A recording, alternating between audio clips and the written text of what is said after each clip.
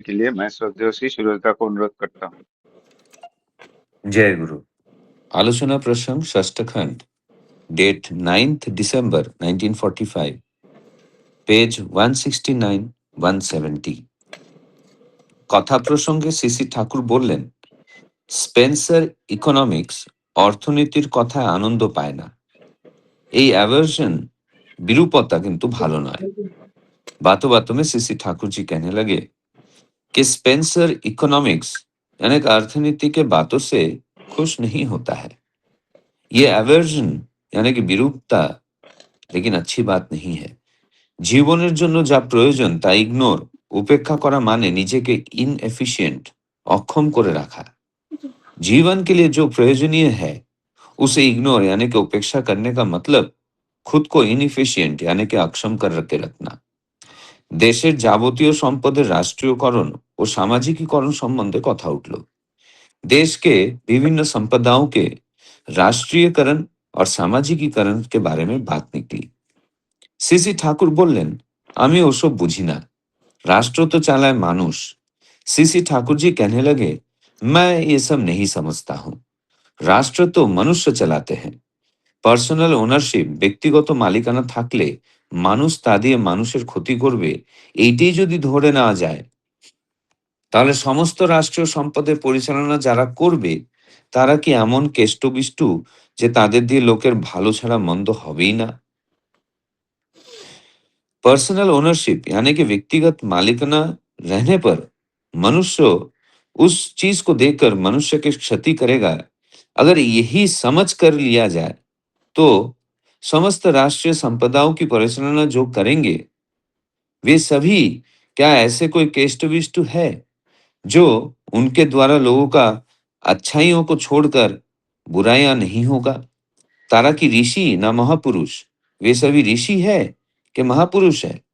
ঋষি বা মহাপুরুষরা তো কখনো মানুষের সৃষ্ট ব্যক্তি স্বাতন্ত্র্য ও ব্যক্তিগত অধিকারকে ক্ষুণ্ণ করেন না, বরং প্রত্যেকের বৈশিষ্ট্যকে পুষ্ট করে তাকে চরিত্র সম্পদ ও সেবা সম্পদে উচ্ছল করে তুলতে চান। ऋषि या महापुरुष कभी भी किसी भी मनुष्य के शिष्ट व्यक्ति स्वातंत्र और व्यक्तिगत अधिकारों को क्षुण्ण नहीं करते हैं, उल्टा हर किसी के वैशिष्ट के पुष्ट करके उसे चरित्र संपद और सेवा संपद से उच्छल करने की कोशिश करते हैं।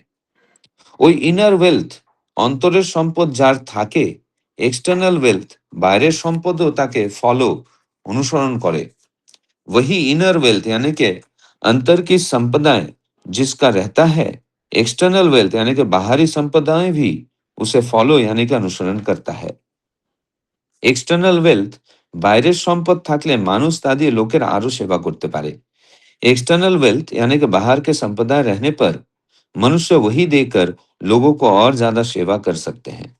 তাই ব্যক্তিগত অধিকার খারাপ তো নয়ই, বরং তা না থাকাই খারাপ।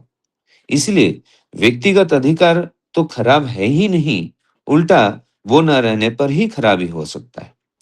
ওতে বিকামিং বৃদ্ধি হ্যাম্পার্ড ব্যাহত হয়। उससे বিকামিং यानी कि वृद्धि হ্যাম্পার্ড यानी कि व्याहत होता है। তবে প্রত্যেকের চরিত্র যাতে নিয়ন্ত্রিত হয়, সেবা বুদ্ধি যাতে বাড়ে, তেমন তোর एजुकेशन शिक्षा চাই। लेकिन हर किसी के चरित्र नियंत्रित हो सके, सेवा बुद्धि बढ़ सके, ऐसी एजुकेशन यानी कि शिक्षा चाहिए। আর তার জন্য চাই শিক্ষা ও তার অনুশীলন। और उसके लिए चाहिए शिक्षा, उसके लिए चाहिए दीक्षा और उसका अनुशीलन। তা সত্ত্বেও মানুষ যেখানে বেয়ারা হবে সেখানে চাই সামাজিক ও রাষ্ট্রীয় শাসন ও বিধি ব্যবস্থা, যাতে কেউ অপরের বাঁচা বাড়ার অন্তরায় হয়ে দাঁড়াতে না পারে। इसके बावजूद अगर मनुष्य बदमाश हो उठते हैं तो वहां पर चाहिए सामाजिक और राष्ट्रीय शासन और विधि व्यवस्था, ताकि कोई किसी के बचने बढ़ने का अंतराय होकर खड़ा ना हो पाए। কিন্তু রাষ্ট্র পরিচালনার জন্য যেসব সম্পদ রাষ্ট্রের হাতে থাকা অপরিহার্যভাবে প্রয়োজন সেগুলি राष्ट्र हाथे থাকায় दोष नहीं। लेकिन राष्ट्र परिचालना के लिए जो सब संपदाएं राष्ट्र के हाथ में रहना अपरिहार्य रूप से प्रयोजनीय है, वो सभी राष्ट्र के हाथ में रहने में कोई दोष नहीं है। ব্যালেন্স সমতা যাতে মেইনটেইনড হয়, বজায় থাকে, তাই করতে হবে।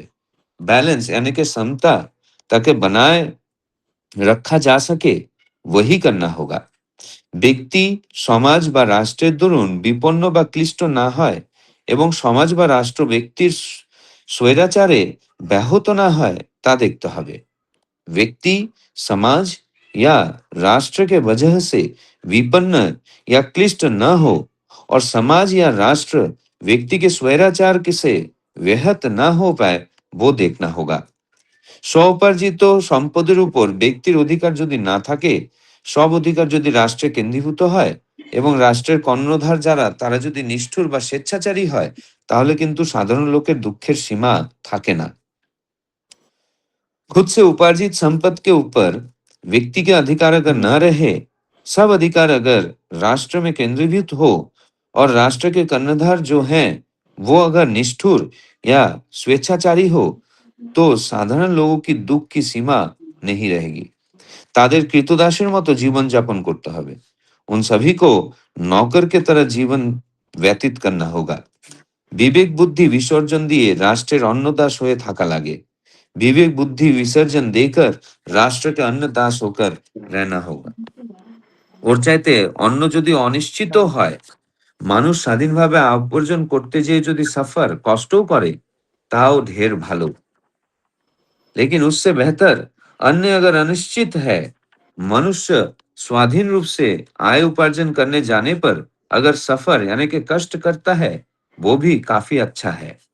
তাতে তার এক্সপিরিয়েন্স, ইনিশিয়েটিভ, পার্সোনালিটি ও স্যাটিসফ্যাকশন গ্রো করে।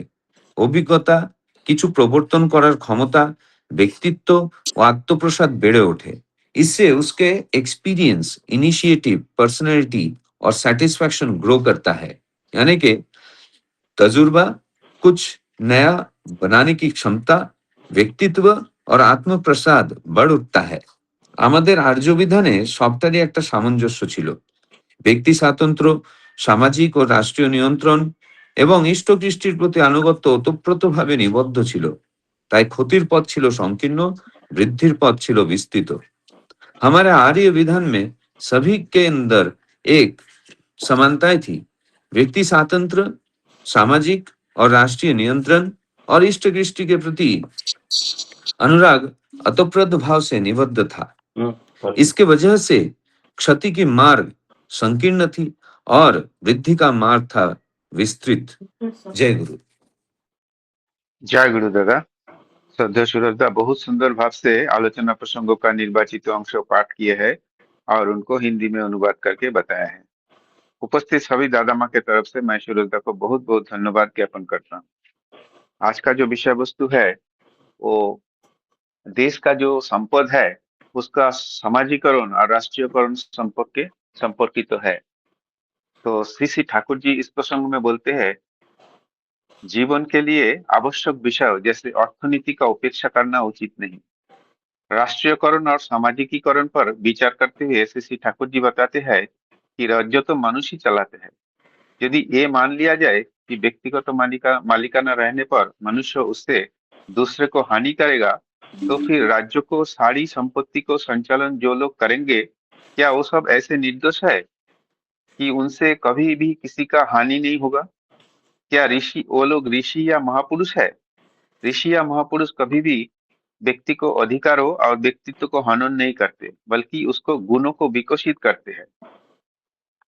आगे से श्री ठाकुर जी कहते हैं कि आंतरिक संपदा जैसे चरित्र और सेवा भाव के साथ बाहरी संपदा भी उपयोगी होती है और उससे समाज का सेवा की जा सकती है। इसलिए व्यक्तिगत अधिकार आवश्यक है, उनका अभाव विकास में बाधा डालता है। साथ ही चरित्र निर्माण, सेवा भाव और संतुलित शिक्षा आवश्यक है। जहाँ आवश्यक है वहाँ सामाजिक और राजकीय नियंत्रण भी होना चाहिए। अंत में श्री ठाकुर जी संतुलन पर जोर देते हुए कहते हैं कि व्यक्ति, समाज और राज्य के बीच सामंजस्य बना रहना चाहिए, ताकि ना तो व्यक्ति पीड़ित हो और ना ही समाज या राज्य। स्वतंत्र परिश्रम से अर्जन करना, चाहे उसमें कष्ट क्यों ना हो, दासत्व से बेहतर है। आर्य व्यवस्था में इसी संतुलन का कारण उन्नति का मार्ग व्यापक था। यही है आज का विषय वस्तु। अभी मैं इस विषय वस्तु के ऊपर आलोचना करने के लिए स्वदेशी अशोक कुमार सिंगदा, जो कि ठाकुर जी का सह प्रतिऋत्विक है दीवास से, उनको अनुरोध करूंगा 10 मिनट आलोचना करने के लिए। स्वदेशी अशोक कुमार सिंगदा। जय गुरु दादा।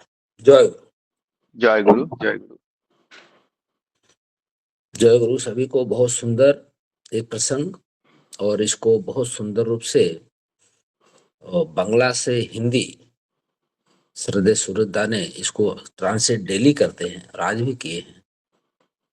इसी बहाने कम से कम दोनों भाषाओं का हम लोग को थोड़ा सा ज्ञान हो जाता है। दादा का हिंदी भी बहुत अच्छा है, ऐसे लगता है जैसे कोई मशीन से ट्रांसलेट हो रहा है ये शब्दों का। ठाकुर जी ये प्रसंग पढ़ते हुए देखिए, ऐसा लग रहा है कि ठाकुर जी बैठे हैं और कई भक्त लोग उनको घेर के बैठे हैं। उसमें स्पेंसर दा जो है, जो अमेरिका से आए हुए हैं, ये अर्थशास्त्र के बारे की जो चर्चा चली है उसमें बोल रहे हैं कि मुझे इकोनॉमिक्स में, अर्थशास्त्र में आनंद नहीं आता है। तो ठाकुर जी उसी पे बोल रहे हैं कि यह विरक्ति जो है मुझे अच्छी नहीं लगती है। ठाकुर जी तो किसी चीज को त्यागते नहीं, हर चीज को। और इकोनॉमिक्स अगर देखा जाए, ये तो हर देश का एकदम बेस है। किसी देश का इकोनॉमिक्स अर्थशास्त्र से ही पता लगाया जा सकता है कि उस देश का मतलब डेवलपमेंट क्या है। और जो अर्थशास्त्र तो बड़ा इम्पोर्टेंट चीज है, इसके द्वारा ही अगर देखा जाए मार्केट में जो डिमांड सप्लाई होता है, जो कंपनी जो प्रोडक्ट बनाती है, इसी को तो बेस बना के चलती है कि मार्केट में किस चीज का डिमांड है, किस चीज का सप्लाई है, प्रोडक्शन होना चाहिए। तो डिमांड और सप्लाई के बेस पे ही प्रोडक्शन कंपनियां करती हैं। इसी को लेकर के जब उन्होंने बोला कि मुझे थोड़ा इसमें आनंद नहीं आता है, तो ठाकुर जी बोलते थे ये अच्छी बात नहीं है, ये तो जीवन के लिए आवश्यक है। बहुत डेप्थ है इकोनॉमिक तो अर्थशास्त्र, आपको लोग मालूम है। और उसके आगे जब कंटिन्यू बात चलती है, जब ठाकुर जी बोल रहे हैं कि देश की समस्त संपत्ति के राष्ट्रीयकरण और सामाजिकरण के विषय में जब चर्चा उठी है, तब ठाकुर जी कह रहे हैं कि मैं इन बातों को अधिक नहीं समझता। राज्य तो मनुष्य चलाते हैं। यदि यह मान लिया जाए कि व्यक्तिगत पर्सनल ओनरशिप के रहने पर मनुष्य उससे दूसरों का हित करेगा, तो फिर राज्य की सारी संपत्ति का संचालन जो लोग करेंगे, वे लोग क्या ऐसे निर्दोष हैं जिनसे कभी कोई अहित ही नहीं होगा? बात तो सही है। कोई भी देश को चलाने के लिए तो मनुष्य की आवश्यकता है। इसलिए तो ठाकुर जी का एक लाइन है सत्यानुसन में, टका पराया मानुष आपन, उपासना में, जितना भर हो मनुष्य को ही ठाकुर जी ने एकदम प्राथमिकता दिया है जीवन में। मनुष्य के पीछे तो सब कुछ है। अगर मनुष्य नहीं है तो फिर परिवार कहाँ से आएगा, समाज राष्ट्र की जो हम बातें करते हैं, मूल तो मनुष्य है। उसी को लेकर के ठाकुर जी यहाँ पर बोले हैं कि मनुष्य जो है वही तो देश को चलाता है। अगर पर्सनल उसकी ओनरशिप है तो दूसरों का उससे अहित होगा, तो फिर राज्य की सारी संपत्ति का संचालन कौन करेगा, ये प्रश्न है उनका। और क्या वे ऐसे निर्देश होंगे जो मान लीजिए अगर पूरे इस पूरी जो संपत्ति है सबका अगर देश के नाम ही हो जाए, तो जो लोग चलाएंगे वे लोग भी तो मनुष्य ही होंगे। तो वही ठाकुर जी बोलते हैं कि क्या उनसे गलती नहीं होगी? क्या वो लोग ऋषि या महापुरुष हैं? केवल ऋषि या महापुरुष ही है जो व्यक्ति और व्यक्तिगत अधिकारों का हनन नहीं करते हैं, बल्कि उनके गुणों को पोषित कर उनके चरित्र को डेवलप करते हैं और सेवा संपन्न भी बनाते हैं। ये जो ठाकुर जी का पूरा कंसेप्ट अगर देखा जाए, और ये यहाँ पर जो चर्चा चली है चरित्र, कैरेक्टर की बात और सेवा संपन्न बनाने की बात, ये तो तभी होगा जब हमारे जीवन में एक लिविंग आइडिया रहेगा। हमारा चरित्र अपने आप नहीं सुधरेगा अगर ठाकुर जी हमारे फ्रंट में नहीं है, अगर मैं उनको लेके नहीं चल रहा हूँ अपने जीवन में, तो मैं जो अच्छा कर रहा हूँ, मेरा चरित्र अच्छा है कि नहीं है, ये हम कैसे उसको जज करेंगे? ये तो पैमाना है ठाकुर जी हमारे सामने। और सेवा संपन्न, ये तो ठाकुर जी, मुझे नहीं लगता कि आज तक कहीं कोई ग्रंथ में अपने जो सेवा का भाव जो ठाकुर जी बोले हैं अपने परिवेश को, परिवेश की बात अभी तक मुझे नहीं लगता किसी ने इतना बोले जितना ठाकुर जी बोले हैं। केवल धर्म, मैं बचूं, मैं अच्छे रहूं, अच्छा रहूं, इसी से धर्म हो जाएगा ऐसा तो है नहीं। ठाकुर जी इसीलिए वाणी में बोलते हैं कि सबको बचाना, अपने बचना, इसको ही तुम धर्म समझना। धर्म में सभी बसते बढ़ते, संप्रदाय को धर्म नहीं कहते। तो यहाँ पर ठाकुर जी ये जो चरित्र और सेवा भाव का को डेवलप करने के लिए, को अच्छा रखने के लिए, उसके लिए सख्त जरूरत है दीक्षा। कल मैं एयरपोर्ट जा रहा था, मेरे बालक बेंगलोर जा रहे थे, छोड़ने जा रहा था। मेरी गाड़ी में एक ड्राइवर जो गाड़ी चला रहे थे, वो बोल रहे हैं कि सिंह साहब, मैं जो हूँ, मेरा ये बीड़ी नहीं छूटता है। वाकई वो बहुत पीता है बीड़ी। मैंने देखा आने जाने में उन्होंने 7-8 बीड़ी पी डाले। तो बोले मेरा बीड़ी नहीं छूटता, क्या करूं मैं? मैंने बोला इसके लिए देखिए, मैं तो इतने जानता हूँ, देखो आप पी रहे हो, मैं तो नहीं पी रहा हूँ। मैं इसलिए नहीं पीता हूँ कि हमारे ठाकुर जी नहीं पीते, इसलिए मैं भी नहीं पीता हूँ। जब तुम ठाकुर जी को प्रेम करोगे तो अपने आप ही छूट जाएगा। बाकी कोई दूसरा आपके पास ऐसा रास्ता नहीं है कि तुम चाहोगे छोड़ लोगे इस उम्र में। तो ये जो है हमारा चरित्र का गठन और मेरा सेवा भाव बढ़े, इसके लिए दीक्षा और उसका अभ्यास केवल दीक्षा लेने से नहीं होगा। आज तो ठाकुर जी का सतमन तो कम से कम आई थिंक करोड़ों में लोग लिए हैं, लेकिन उसको फॉलो कितने लोग करते हैं वो मूल चीज है। और जो सेवा भाव है, अ, दादा मेरा समय तो खत्म नहीं हो रहा है ना, है अभी आई थिंक? हाँ दादा, समय है, अब बोलिए। ओके। जब मैं बचपन में था, इस सेवा की बात, पॉइंट तो बहुत लंबे हैं, जिस पॉइंट पे आ रहा हूँ उसी पे बोल, जहां तक मेरा समय खत्म हो जाए मैं स्टॉप कर दूंगा। जब हम लोग बचपन में थे, मुझे याद है, मेरे पिताजी मुंबई में थे और मैं, मेरे ग्रैंडफादर, कजिन और अंकल लोग जो घर पे रहते थे, बड़े भाई लोग, कजिन, ये लोग के ही मैं संरक्षण में मेरा रेख देख होता था। तो मैं देखता था, मुझे याद है सन जब मैं 8 साल की उम्र से बड़ा होते गया, तो जो लोग भी घर पे कोई गेस्ट आते थे, कैसा सेवा भाव होना चाहिए, ये तो मैं आज ठाकुर जी का ग्रंथ पढ़ रहा हूँ तो हमको समझ में आ रहा है कि वो पथ हमारा बहुत सही था, हमारे जो गार्जियन लोग देते थे। तो ये जो सेवा भाव है, जैसे कोई मेहमान आ गए घर पे, हम लोग देखते थे, या कोई घर का गांव का ही बुजुर्ग प्रधान या कोई आ गए, तो मैं देखता था हमारे अंकल, हमारे ग्रैंडफादर लोग बोलते थे जाइए इनको पानी लेकर के आइए। हम लोग पानी पिलाते थे, मीठा खिलाते थे। फिर मेहमान आए हैं तो उनको बोलते थे इनको स्नान करने के लिए। जब स्नान करने हो जाते थे, उस जमाने में हैंड पाइप हुआ करता था या कुआं भी होता था, तो हम लोग हैंड पाइप चलाते थे, उससे स्नान करते थे वो लोग। फिर उसके बाद जब तक वो रहते थे, 1 दिन 2 दिन 3 दिन, तब तक उनकी सेवा में हम लोग को लगा के रखते थे कि इनको पानी चाहिए, इनको मीठा लाइए, इनको खाना खिलाइए। उम, जैसे हमारे नाना या कोई बुजुर्ग फूफा ऐसे लोग आए तो उनको बोलते थे, इनका सेवा दबा करने के लिए हम लोग उनका पैर भी दबाते थे। ये जो सेवा भाव हर तरह से मन, वो जो छोटा सा बच्चा रहता है उसको डेवलप करने के लिए, ये जो हमारा घर का परिवेश होता है, इसी में ही आदमी सीख पाता है। अगर अगर परिवेश, उसका घर का लोग इस चीज में उसको दीक्षित कर शिक्षा देते हैं तो।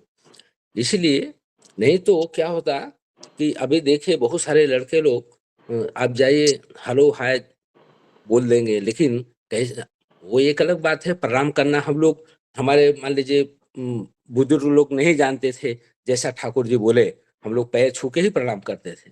वो तो जब ठाकुर जी के शरण में आए तो और परफेक्शन आया कि प्रणाम कैसे करना है। जो बेसिक चीज है वही हम लोग नहीं सीख पाए थे बचपन में, लेकिन प्रणाम तो करते थे, लेकिन कैसे करना है वो ठाकुर जी के शरण में आने के बाद सीखे।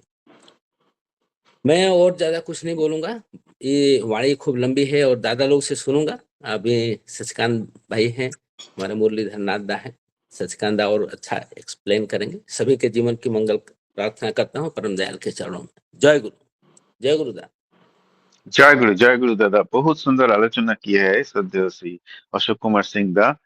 दादा ने एक इस प्रसंगों का एक अंतर्दर्शन दिया है, जिसमें उन्होंने सेवा भाव के बारे में आलोचना की है। सेवा भाव कितना उन्होंने प्रैक्टिकल एग्जाम्पल दिया है, बचपन में उनको कैसे सेवा देते थे, इसके बारे में दादा ने बहुत सुंदर एग्जाम्पल देके इस विषय को अंतर्दर्शन दिया है। बहुत अच्छा दादा। अभी मैं श्रद्धेय श्री मुरलीधर नाथ दा को अनुरोध करूंगा, जो कि ठाकुर जी का जाजो कर्मी है दीवास से। उनसे अनुरोध करूंगा 10 मिनट आलोचना रखने के लिए विषय वस्तु का। जय गुरु दादा। जय गुरु। जय गुरु दादा। जय गुरु जय आवाज गुरु। आ रही है दादा? हाँ आवाज आ रही है, बोलिए दादा। वंदे पुरुषोत्तमम, वंदे पुरुषोत्तमम, वंदे पुरुषोत्तमम। सभी को मेरा आंतरिक आनंदित जय गुरु और सभी के मंगल प्रार्थना करता हूँ ठाकुर जी के रातुल चरणों में। टॉपिक बहुत बड़ा है और थोड़ा पॉलिटिक्स से भी संबंधित है और मेरे से पहले हमारे श्रद्धा ऋतिक देवता ने बहुत सुंदर तरीके से इस टॉपिक के ऊपर आलोचना किए हैं और मैं तो सुनने के लिए आता हूँ और दादा लोगों ने मुझे बोलने के लिए बोलते हैं, मेरी कोशिश करता हूँ। तो इसी का टॉपिक का जो शुरुआत है, ठाकुर जी कह रहे हैं स्पेंसर दा को अर्थशास्त्र की बातों में आनंद नहीं आता, यह विरक्ति अच्छी नहीं है। मुझे ये जो लग रहा है ठाकुर जी कोई भी चीज ना शब्द जो है पसंद नहीं करते थे। कभी ना शब्द जीवन में होना ही नहीं चाहिए, डिक्शनरी में ही नहीं होना चाहिए। ये मैं ये अच्छा नहीं लगता, ये नहीं कर सकता, ये नहीं कर पाता हूँ, ऐसा चीज ठाकुर जी को पसंद ही नहीं है। और ठाकुर जी को पसंद नहीं तो वो चाह रहे थे कि किसी को ऐसा चीज नहीं हो। ये हमेशा दूसरों की कैसे अच्छा हो ऐसा ठाकुर जी सोचते थे। इसीलिए ठाकुर जी ये कह रहे हैं कि ये विरक्ति अच्छी नहीं है। जीवन के लिए जो आवश्यक है उसकी उपेक्षा करना अपने को अक्षम बनाए रखना है। मतलब मुझे कोई चीज पसंद नहीं है ये अगर है तो जीवन के लिए तो जरूरत है, क्योंकि कोई भी चीज जीवन के लिए जरूरी नहीं है ऐसा चीज नहीं है। हर चीज ही जरूरत है जीवन में, ऐसा कोई चीज नहीं है। अर्थशास्त्र तो जरूरी है, भाई परिवार को कैसे चलाना है, जो भी सैलरी मिलती है उसका कैसे अपने को ये करना है, तो चाहिए ही चाहिए। एक व्यवसाय करना है तो भी उसमें अर्थशास्त्र के कैसे मेंटेन करना है वो भी जरूरी है। एक कंपनी है वो भी कैसे करना है वो भी इकोनॉमिक्स तो चाहिए ही चाहिए। इकोनॉमिक्स में ना तो हो ही नहीं सकता है। तो देश चलाने के लिए भी तो इकोनॉमिक्स की जरूरत ही है। इकोनॉमिक्स जो अर्थशास्त्री है वही उसी को ही फाइनेंस मिनिस्टर हम बनाते हैं। तो अर्थशास्त्र तो चाहिए ही चाहिए। तो स्पेंसर दो को ये जो बातें अच्छी नहीं लगती, इसलिए ठाकुर जी ये बात बोले हैं। तो आगे जो चर्चा चल रही है, देश की समस्त संपत्ति के राष्ट्रीयकरण एवं सामाजिकरण के विषय में चर्चा उठी। तो इसमें ठाकुर जी क्या कह रहे हैं, मैं इन बातों को अधिक नहीं समझता। हाँ, ठाकुर जी ये जो पॉलिटिक्स जो होती है राष्ट्रीयकरण की सामाजिकरण, ये ठाकुर जी ज़्यादा पसंद नहीं करते थे, इसलिए उनको शायद अच्छा में समझते ही नहीं हुए ऐसा कह रहे हैं। फिर कह रहे हैं कि राष्ट्र तो मनुष्य ही चलाते हैं। वाकई में हर चीज में जो राष्ट्र जो चलाते हैं तो मनुष्य ही चलाते हैं। आप कितना भी वो हो तो चलाएगा तो मनुष्य। नियम कानून कितना कर दें या मशीन रख दें या कुछ भी करें, चलाएगा तो मनुष्य उसको। तो मनुष्य अगर अच्छा नहीं होगा तो वो चलेगा, अच्छा चलेगा कैसे? ये ठाकुर जी इसीलिए कह रहे हैं कि मनुष्य ही चलाएगा राष्ट्र को। यदि यह मान लिया जाए कि व्यक्तिगत स्वामित्व पर्सनल ओनरशिप रहने पर मनुष्य उसे दूसरों का हित करेगा, तो फिर राज्य की सारी संपत्ति का संचालन जो लोग करेंगे, क्या ये ऐसा निर्दोष होंगे कि उनमें कभी किसी का हित नहीं करेंगे? वाकई में जो लोग राष्ट्र का संचालन करेंगे, ये कोई जरूरी है क्या वो लोग सब अच्छे हैं और ये सब अच्छे किसी का बुरा नहीं करेंगे? ऐसा कोई गारंटी है क्या? इसमें ठाकुर जी कह रहे हैं। उसके बाद कह रहे हैं ये लोग क्या ऋषि है, महापुरुष है, तो ऐसा व्यक्ति है क्या? मतलब ठाकुर जी ये कह रहे हैं कि अगर अच्छा व्यक्तित्व तो नहीं होगा, अच्छा व्यक्तित्व तो कब होगा? ठाकुर जी इसीलिए बोले जीवन में एक आइडियल की, अभी जो दादा बता रहे थे, जीवन में एक आइडियल होना जरूरी है। आइडियल कॉन्सेंट्रिक जीवन नहीं होगा तो मनुष्य का कोई गारंटी नहीं है कि अच्छा हो सकता है, क्योंकि ऐसा मशीन नहीं बना है जिसको हम टच करके बोल सकते हैं कि अच्छा मनुष्य या बुरा मनुष्य है। तो इसीलिए क्या है, अगर आइडियल रहेगा, आइडियल कॉन्सेंट्रिक अगर जीवन में रहेगा, आइडियल को अनुसरण करके चलेगा, तो इसमें हम समझ सकते हैं कि हाँ व्यक्ति के अंदर कुछ व्यक्तित्व तो जरूर अच्छा होगा। तो ये ठाकुर जी का ये जो कल्पना है या सोचना है। तो इसीलिए ठाकुर जी ऋषि महापुरुष की बात बोले हैं, क्योंकि आगे जो कि हम देखे हैं, रामायण हो महाभारत हो, वहाँ ऋषि का जो चरित्र हम देखते हैं, वहाँ पर उनका हमेशा दूसरों के लिए, ठाकुर जी तो है ही, ठाकुर जी इसलिए ऋषि महापुरुष की बात बोले हैं, वो लोग हमेशा दूसरों की भलाई के लिए, दूसरों की डेवलप के लिए, दूसरों की मंगल के लिए जो ऋषि लोग करते थे, कैसे दूसरों का मंगल हो, किसी का उनका उन्नति हो, इसका पॉजिटिविटी हो, हर चीज के लिए वो प्रयास करते थे। अच्छे गुणों की विकसित करने के लिए ऋषियों की, उनकी ये यही काम था। तो इसीलिए ठाकुर जी ऋषि महापुरुष की बात बोले हैं। फिर आगे ये बोलते हैं कि जो बल्कि प्रत्येक की विशिष्ट गुणों का पोषित कर उसे चरित्र संपन्न और सेवा संपन्न बनाना चाहते हैं। तो ये ऋषि और महर्षि गुरुओं का यही गुण है, जे दूसरों की कैसे सेवा भावना और उत्पन्न किया जाए। जो अभी दादा बता रहे थे, सेवा पहले जो होता था, तो ये ठाकुर जी ये सेवा की बहुत ही मतलब ये दिए हैं। अभी ये परिवेश की अगर सेवा नहीं करेंगे तो जीवन में जो दीक्षा लेने का भी उसका सार्थकता नहीं है, इसमें ठाकुर जी ये चाह रहे हैं। तो फिर जिसके पास, ठाकुर जी आगे कह रहे हैं, जिसके पास आंतरिक संपदा होती है, बाहरी संपदा भी उसका अनुसरण करती है। वाकई में ठाकुर जी इसमें ये कह रहे हैं, आंतरिक संपदा देखा जाए, मैं जो समझता हूँ, आंतरिक संपदा जो होती है, जो अच्छा ही गुण है और किसी का सेवा करने का गुण है, और ये अच्छा ही संपदा जो अच्छी चीज है वो इनर वेल्थ है। और बाहरी संपदा जो है, बाहरी संपदा ऑटोमेटिक उसका करती है, अनुसरण करती है। मतलब ये देखा जाए तो ठाकुर जी इसमें बोले हैं, जैसे हम सत्यानुसरण में पहले ही बोले हैं, अर्थ मान और यश इत्यादि पाने के लिए मुझे ग्रहण मत करो। और अगर ये निस्वार्थ भाव से करते हो, ऑटोमेटिक ये तुम्हारा सेवा करते हैं। ये ठाकुर जी सत्यानुसरण में बोले हैं। तो यही बात इसमें जो देखा जाता है, जे अगर आंतरिक अगर संपदा है तो बाहरी संपदा ऑटोमेटिक अनुसरण करेंगे, क्योंकि मैं निस्वार्थ भाव से जब करने जाता हूँ तो बाहरी संपदा ऑटोमेटिक आ ही जाता है। फिर आगे कहते हैं, और यदि बाहरी संपदा हो तो मनुष्य उससे और अधिक लोगों की सेवा कर सकते हैं। अच्छा, ये बाहरी संपदा अगर है मेरे पास, अगर मान लीजिए धन है, तो मैं दूसरों की सेवा करने के लिए उसका यूटिलाइज कर सकता हूँ। इसीलिए ठाकुर जी इसमें अधिक लोगों की सेवा कर सकते हैं, इसलिए कह रहे हैं, मुझे जो समझ में आता है।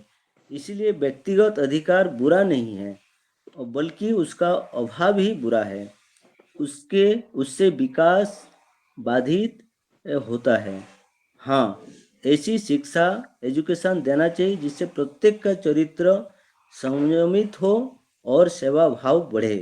ठाकुर जी इसमें एजुकेशन की बात बोले हैं कि ऐसा एजुकेशन होना चाहिए जो ठाकुर जी दिए हैं। ठाकुर जी जो एजुकेट किए हैं हम लोगों को दीक्षा के माध्यम से, जो इसके माध्यम से क्या है, हम जो समझ नहीं पाते थे, ये आज हम आलोचना प्रसंग पढ़ के समझ रहे ठाकुर जी क्या बोलना चाहते हैं। ठाकुर जी बोले सत्संग दिए ही हैं। ठाकुर जी बोले ये चरित्र निर्माण करने का ये एक कारखाना है, चरित्र निर्माण होता है इस सत्संग के माध्यम से।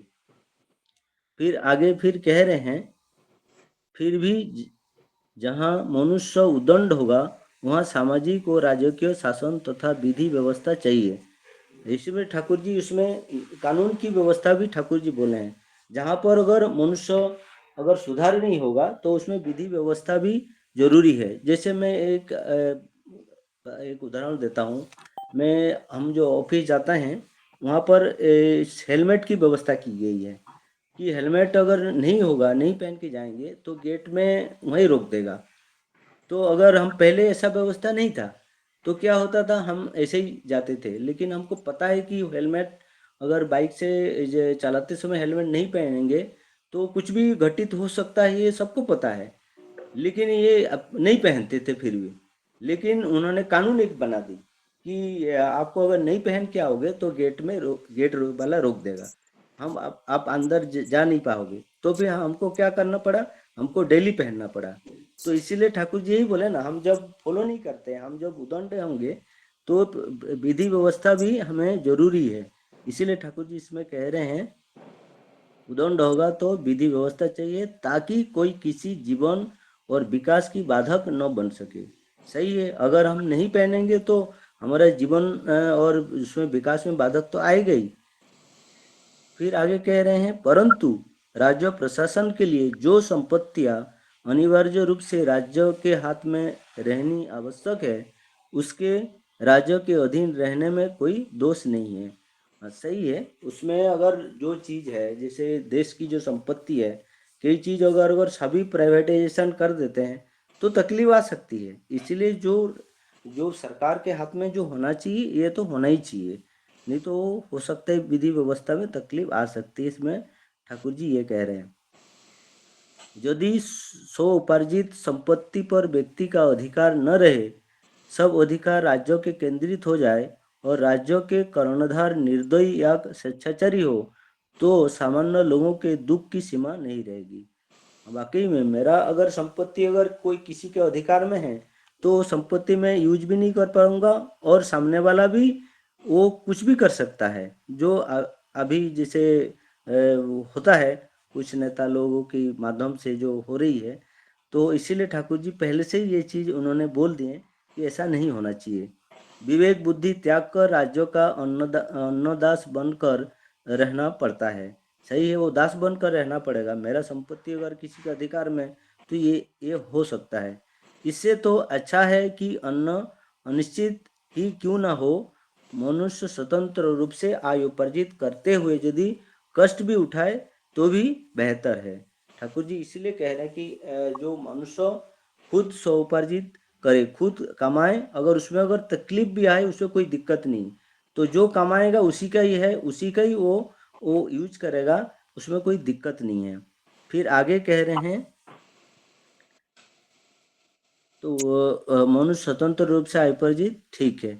आगे हमारे आर्य विधान में इन सब का संतुलन था।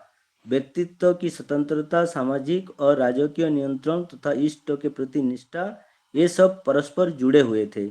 इसीलिए हानि का मार्ग संकीर्ण था और उन्नति का मार्ग विस्तृत था। सही है। ये आर्य विधान में ये सब ऑलरेडी था, इसीलिए इसका पालन नहीं हो पा रहा है। और ये इसीलिए हानि का मार्ग संकीर्ण था और उन्नति के मार्ग विस्तृत था, यही ठाकुर जी कह रहे हैं। जय गुरुदादा। मैं वाणी को यहीं विराम देता हूँ। सभी के मंगल प्रार्थना करता हूँ पुनः। जय गुरुदादा। जय गुरु दादा। बहुत सुंदर आलोचना की है श्रद्धेय श्री मुरलीधर दा। उन्होंने हर हर पॉइंट को टच करके बहुत सुंदर भाव से एकदम टू दी पॉइंट आलोचना की है, तो बहुत अच्छा लग रहा था।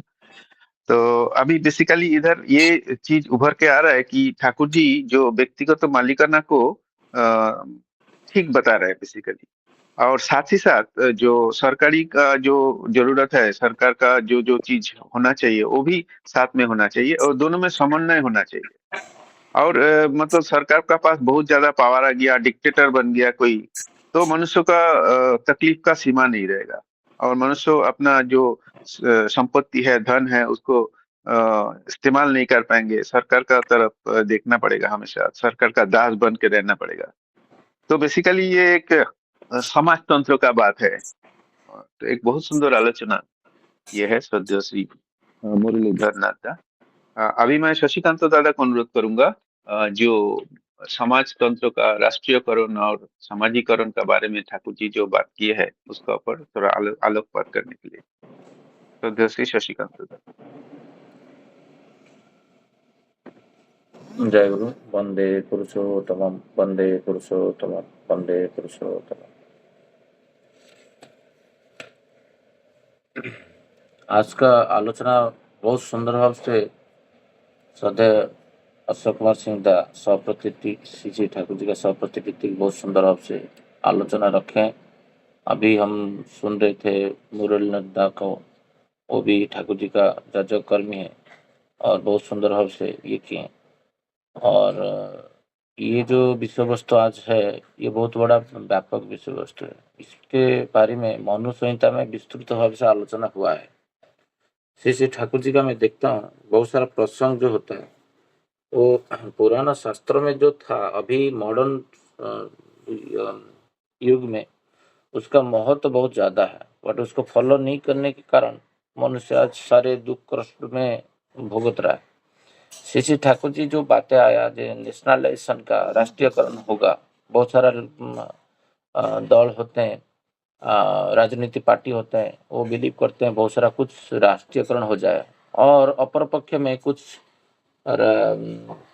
पार्टी होते हैं जो बोलते हैं ये जो डिपार्टमेंट है, ये डिपार्टमेंट को हम प्राइवेटाइजेशन कर दें, बा इसको समा माने कोई व्यक्ति उसको चलाए, पर्सनल ओनरशिप में आए तो इसका डेवलपमेंट हो सकता है। ये दो तत्वों के ऊपर मनुष्य सोचता है, और कभी बोलता है ये बहुत सारा नेशनलाइजेशन हो गया, बहुत खेती हो रहा है, कभी बोलता है ये नेशनलाइजेशन, ये प्राइवेटाइजेशन हो रहा है, उसमें खेती हो रहा है। तो ये इसके ऊपर श्री ठाकुर जी जो बोले हैं वो एक्चुअली ये युग में लोग कितना एक्सेप्ट करेंगे, हजम करेंगे वो, क्योंकि उसके लिए टाइम चाहिए, क्योंकि लोग का ब्रेन भी इतना डेवलप नहीं है जे श्री ठाकुर जी का सारे बातें को सारा प्रमाण नहीं हुआ है जो इसको ग्रहण कर पाए, और उसके ऊपर अमल करना तो दूसरा बात है, बट उसको ग्रहण करने के लिए हमको और बहुत साल लग जाएगा ठाकुर जी की बातें को ग्रहण करने के लिए। फिर वो चिंता भावना प्लानिंग, फिर एग्जीक्यूशन, फिर रिजल्ट वो करते करते बीच में छोड़ देंगे, वो सब आएगा। बट श्री ठाकुर जी जो बोल रहे हैं आज, बहुत गूढ़ तत्व सब बातें बोले हैं, जे मैं नहीं चाहता हूँ जे श्री ठाकुर जी बोलते हैं जे मैं समझता हूँ कोई भी ऑर्गेनाइजेशन हो, कि राज्य हो कि जिला हो, कुछ भी हो, समाज एक ग्रुप हो, वो गुट हो, उसको चलाने के लिए सर्वप्रथम जो रिसोर्स है, जो संपदा है, जो ह्यूमन कैपिटल के बारे में बोल रहे हैं, जे जो मनुष्य ही संपद है, मूल जड़ है मनुष्य। इसको कोई भी चीज को आप पर्सनल मान प्राइवेटाइजेशन कर दोगे, उसको जो मुखिया होगा, सपोज वो कि करप्टेड बंदा है और तो उसका स्वभाव ठीक नहीं है, और वो गवर्नमेंट उसको ठीक से चला नहीं पा रहा था, प्राइवेटाइजेशन हुआ, तो वो क्षेत्र में श्री ठाकुर जी बोलते हैं क्या वो संस्था ठीक रहेगा? तो उसके मूल जो कारण श्री ठाकुर जी यहाँ पर दर्शा रहे हैं, जो पर्सनल ओनरशिप होने के बावजूद भी मध्य मनुष्य जब ठीक से नहीं करेगा तो उसका नुकसान कर सकता है। इसलिए श्री ठाकुर जी बोलते हैं जो उसके पीछे क्या वो ऋषि है, क्या महापुरुष है।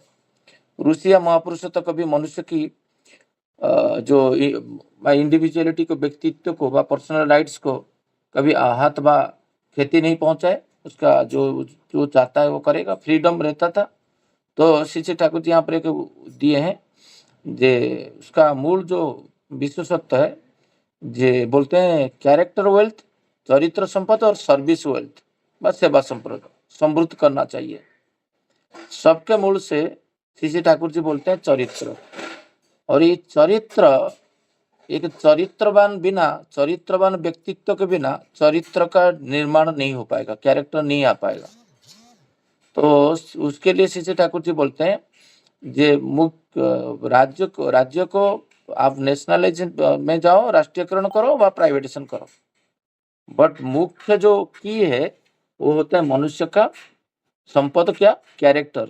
और ये कैरेक्टर क्या होता है, जो व्यक्ति कैरेक्टर को माने चरित्र को धारण करके चलता है, माने जो व्यक्ति एक व्यक्ति कैसा होना चाहिए वो एक परम पूज्य पद आचार्य देव को देखने से पता चलता है। इसलिए श्री ठाकुर जी बोलते हैं उसके मूल में है ईस्ट, और ईस्ट को पकड़ना, इसका घुमा फेरा के वहां पर पहुंचेंगे, और 2 पॉइंट में ठाकुर जी नीचे से इनके पास पहुंच रहे।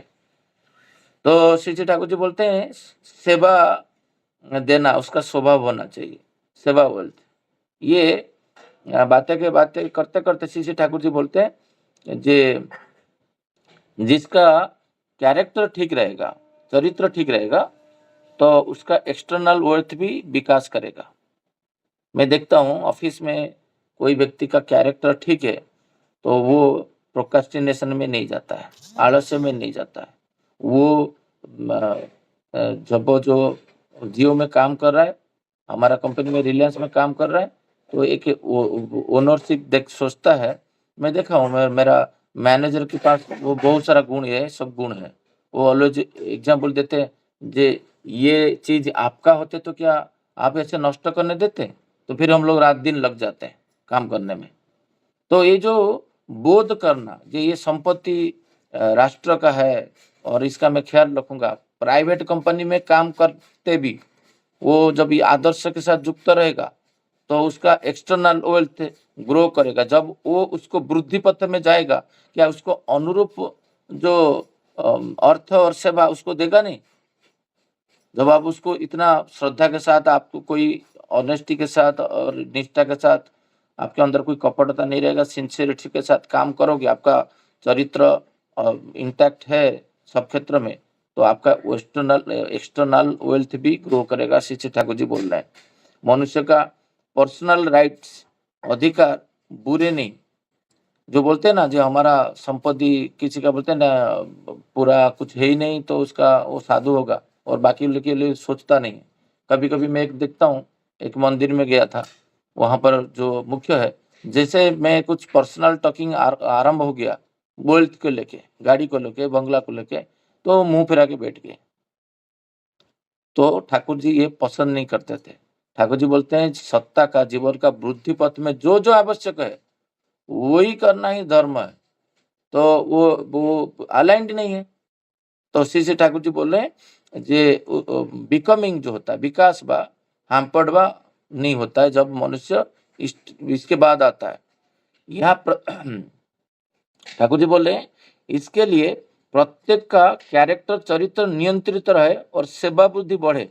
ये जो बोलते थे दो चीज, character wealth and service wealth, ये दोनों कैसे वृद्धि होगा? एक तो होता है चरित्र नियंत्रण करना और सेवा बुद्धि जो बढ़े, ऐसे उसके लिए ठाकुर जी बोलते हैं एजुकेशन चाहिए। जो ठाकुर जी का मूल स्तंभ है शिक्षा दीक्षा विवाह, शिक्षा चाहिए। ठाकुर जी बोल रहे हैं इसको बचपन से उसको शिक्षा देना चाहिए जो उसका व्यक्तित्व व कैरेक्टर ऊपर कैसे होगा ना। शिक्षित कभी तुम शिक्षक बिना नहीं हो पाओगे। तुम चरित्रवान कभी चरित्र से तो आपका कैरेक्टर तो बिना चरित्रवान पुरुष में नहीं हो पाएगा। ठाकुर जी यहाँ पर एक लॉ दिए, इसीलिए मैं बोलता हूँ इनिशिएशन दीक्षा उसका अभ्यास, दीक्षा और अभ्यास मतलब इसलिए इनिशिएशन चाहिए और उसका अभ्यास मतलब दीक्षा पालन व डीपी वर्क चाहिए। कहाँ बात हो रहा था नेशनलाइजेशन, कहाँ बात हो रहा था प्राइवेटेशन, और पहुंचे कहाँ पर ठाकुर जी? मैं बोल रहा था ना ठाकुर जी का जो जहां पर पहुंचना वो पहुंच जाते हैं। आलोचना कहाँ से स्टार्ट किए थे और पहुंचे कहाँ? दीक्षा पालन, यहीं पे पहुंचे जाके ठाकुर जी। तो प्रत्येक मनुष्य को ठीक करने के लिए और दीक्षा पालन, और थोड़ा बहुत सारा पॉइंट रह गया क्योंकि टाइम तो सीमित तो है, तो मैं सोचता हूँ यहाँ पर रख देना ठीक रहेगा। सबको जय गुरु।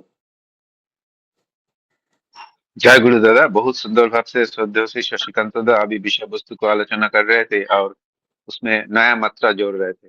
बहुत सुंदर लगा दादा आपका आलोचना। अभी समय समाप्त हो चुका है। सभी दादा माँ को जय गुरु और प्रणाम। जय गुरु दादा, सभी दादा माँ को जय सब गुरु। लोग वीडियो ऑन करके सबको जय गुरु बोलो। शैलेश दा जय गुरु, लंकर दा जय जय गुरु। गुरु, सभी दादा माँ को जय गुरु। जय गुरु। अर्चना माँ जय गुरु, जय गुरु दादा। जय गुरु। पंकज दा जय गुरु, सभी दादा सभी जय दादा गुरु। माँ को जय जय गुरु। गुरु। मंडल माँ जय गुरु, जय दा गुरु। जय गुरु, जय गुरु। जय गुरु। जय गुरु। सभी दादा माँ जय गुरु, जय गुरु। सभी दादा माँ जय गुरु। जय गुरु। जय गुरु। जय गुरु पंकज दा। सभी दादा माँ को जय तिलक दा गुरु। जय गुरु।